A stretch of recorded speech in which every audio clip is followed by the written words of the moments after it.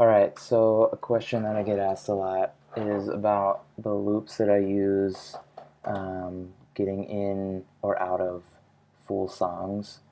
So for instance, at church, a lot of times before the first song, someone is speaking or just introducing the song, a number of different things that I'll do this on. But basically my goal is to just kind of stay away from just the standard swells on guitar or piano pads. All that stuff is great, but it can get a little boring or repetitive when you're doing kind of the same thing for every song. And usually at the top of a set, I'm trying to create a little bit of energy. Um, so I just started taking whatever stems I had for the full song and just grabbing portions of them and building a loop so that it kind of matches the song that we're about to go into. So I'm just going to kind of talk about the basics of how I create those. I'm not going to get crazy detailed with it. You can always reach out if you have any questions. But I'm just going to do my best to show you how I make those. So first thing I do is I start with the stems for my actual song. That's these 5 stems right here. Those are for the actual song. Once we get into it, they'll play throughout. So I basically find portions of those that I like and just grab that section. So for this song, Alive in You, the recording has a long fade in. There's all these synths that are kind of like having these like filters open up and the volume's like increasing. I don't usually use that entire intro in a live setting. I usually start it a little bit later. You can kind of see that here. I'm not starting until bar 5.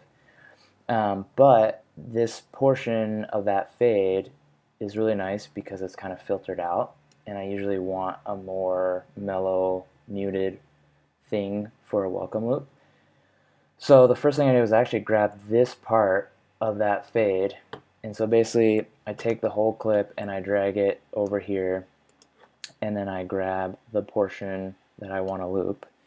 And a little quick tip, if you do Command L, it'll snap the loop to whatever section you just did. So that creates your loop. And then I actually crop these usually once I'm done. So here you'll see this is the same thing, it's just zoomed in a little bit, it's cropped, so I don't have the rest of the file. But I take that, and so now I have this little portion. So the actual thing, when it gets into it, sounds like this. Right? The portion that I chose is a little bit more filtered out, and it sounds like this. Okay, so a little more chill. One thing to note is I'm always just kind of like making tweaks either to the gain here on the clip or the mixer just to get it sitting where I want. So that's totally case by case. You just got to use your ear for that stuff. But yeah, and so I don't always want the loop to just kind of come out of nowhere. There's usually some kind of fade in. So when I actually fire this scene, that's called welcome loop, that holds this stuff, there's actually a 2-bar fade in. And that part of it is like pretty minimal. It's kind of hard to hear, but just kind of gets us into it. So that just loops around. Another thing that I found really useful is in Ableton, there's this fade button right here. And what that does, as far as I understand, is just kind of adds like a little microscopic fade in, fade out on the edges of your clips. This is super useful for looping because a lot of times you'll get like a click or a pop when it restarts the loop. And anytime that happens to me, I put this fade button on and it just takes it away. So I've gotten in the habit of just putting down all the clips that I'm using for loops. Yeah, okay. So then the next thing is I grabbed keys 3 here. And so the actual thing in the song sounds like this. similar type of thing. Again, I took this section that's a little bit more filtered out from the original stem, and that's the part that I cropped. And then you can see I did this little volume automation, so it's kind of sweeping in and out.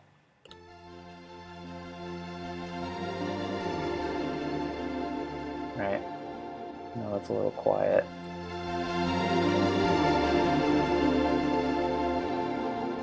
So just kind of coming in and out, creates a little bit of movement.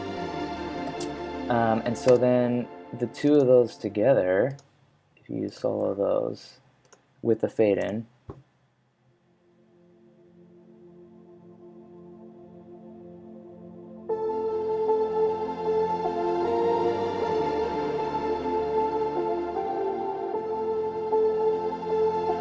cool. So I like that. I wanted a little bit more energy. Usually when I'm doing this song in this particular set, it's at the top. So I want it to be, you know, building anticipation. So what I ended up doing was I took this synth bass part, just a nice little pulsing synth bass. Same thing, I grabbed just a portion of that and looped it. Now the nice thing is this also had a fade on the beginning of the original thing, and so this is where I got a really nice fade in going into the loop. And so all three of those together, I'm going to click off here, sound like this.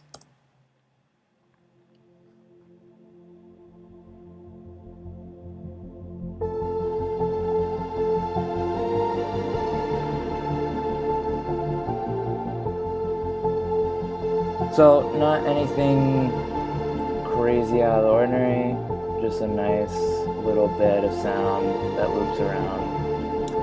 One thing that's worth noting is a lot of times I'm not as fortunate as this song where it kind of already had this part that was filtered out.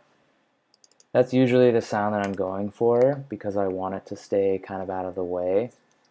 So I do often use some effects on these. So I'm usually doing some EQ to just kind of like thin out the sounds a little bit. And then I usually will put some reverb on. This is really nice for looping, to have that reverb, because even with that fade button on, a lot of times you can just hear the loop restarting. It's just kind of obvious. And so if you finesse the reverb the right way, it kind of covers the fact that it's repeating, because it gets like a nice little tail when you repeat. So a couple of these have some verb on there, just kind of cover that.